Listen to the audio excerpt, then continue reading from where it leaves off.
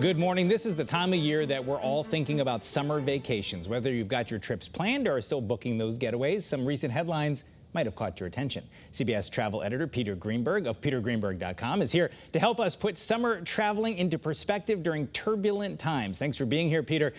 So much we've been talking about with airlines. I think the biggest thing we've all been hearing about is these air traffic controller issues. I want to just start there because it's kind of the prerequisite for all this travel. Should we be concerned, and do you have any advice for people? Well, we should be concerned, but I need to put this in some sort of context for you.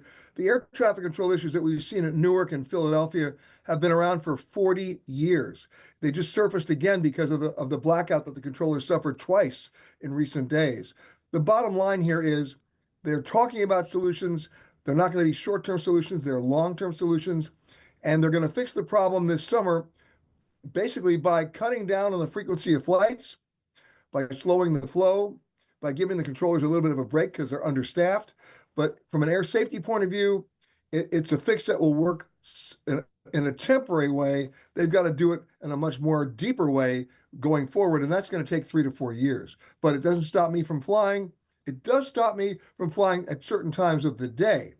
I would recommend anybody flying this summer get the first flight out of the day, because as the day goes on, the opportunity for creeping delays that turn into big delays, that turn into flight cancellations, only increases.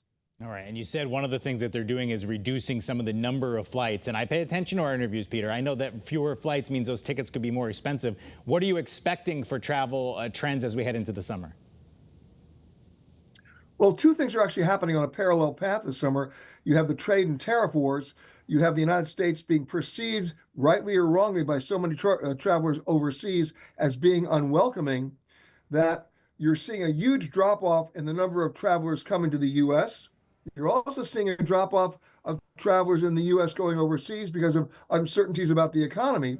That means a lot of empty seats on both sides of the Atlantic. What does that mean for everybody else? In the short term, you'll see airfares overseas drop momentarily.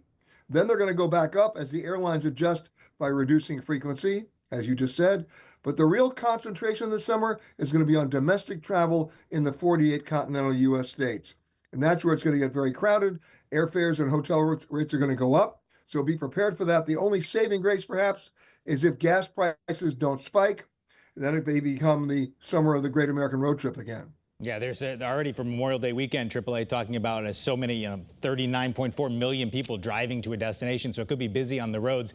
Do you have any tips for people? Is it too late if you haven't booked that summer vacation? Or do you have any ideas where people might want to, look parts of the country or parts of the world that they might want to consider if they're still thinking about it? Well, the smart travelers are still going overseas. They're finding unbelievably low airfares. We priced one out the other day.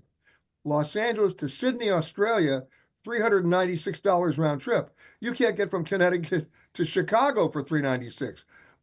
We found one from San Francisco to Cairo for $437. Now, will they last all summer long? They won't. But it takes the airlines about 2 to 3 weeks to adjust to a huge drop-off in traffic. Now's the time to book your international flights if you're going to go. For domestic flights, all bets are off because people are staying home. But what I mean by home, that means they're staying within the U.S. And that means they're not going to stop traveling. They're just going to travel between and to a lot of U.S. states. So the earlier you book, the better it'll be. Any week that you procrastinate, airfares will go up about 4 to 5%. How about all this real ID and the requirement to have one? I mean, maybe I'm just a cynic, but as the deadline actually got here, I thought, oh, this is going to be a disaster. People aren't going to be ready. There's going to be lines and yelling. Not too bad. Is that a good assessment? No.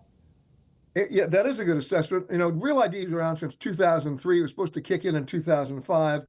It was the can that kept on getting kicked down the road. It was well-intentioned, but badly enacted, if you will. At this point, about 92% of Americans actually have it, that little gold star in the upper right-hand corner of their driver's license. But let me hold everybody's hand. Even though the deadline came earlier in the month, the TSA is not enforcing it. They're letting people still fly if they ask and answer additional questions about who they are. There's no real plan to enforce it rigidly for the next 6 months. But in the meantime, if you're watching me right now and you already hold a valid U.S. passport, you don't need real ID. You already have it. Even a global entry card is real ID. So don't fret if you don't have to race down to the DMV to get it if you've got a passport. Just carry your passport with you when you fly domestically. Perfect. Great advice. A lot of good advice. PeterGreenberg.com. We love to go on there and check it out. I love to go on and check it out. And I was surprised by something I saw in there, and you said you were maybe surprised too. The Wallet Hub rankings came out, and Spirit topped the list on a number of things. I know people like to, maybe sometimes joke about their fares or their service or whatever, but were you surprised by that result? And should we maybe keep that in mind for the summer, Spirit Airlines? Well, if you look at the metrics, what did they win it for? They won it for on-time performance, and they won it for affordability. And in those two areas, they're doing just fine. Now, have they had a bad financial run of it in the last couple of years? You bet. They've now come out of bankruptcy. That doesn't mean they won't go back in. But as long as you buy your airline ticket with a credit card, you're protected. And I would have no trouble whatsoever flying Spirit. And I always like to ask you this because you travel to so many places, and I love following along on your website with those things. Do you have any cool places that you've been in recent months since we last talked to you that you could share with people that may be a good idea if they're looking for that unique getaway, Peter? I'll give you one of the coolest. I just came back from there. It's Malta. Take a look at the map. It's only an hour-and-a-half flight from Rome, about a 45-minute ferry ride from Sicily. It's 8,000 years of history. Everybody left their mark there, from the Phoenicians and the Ottomans to Napoleon. It's a tremendous destination. Most Americans don't know it.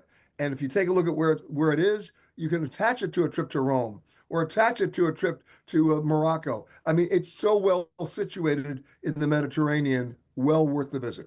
All right, you heard it here first. Go to Malta. Everyone's going to be running out and getting those deals. Peter Greenberg, thank you so much for being with us here on CT25. We will, of course, have you back again. You got it, Eric.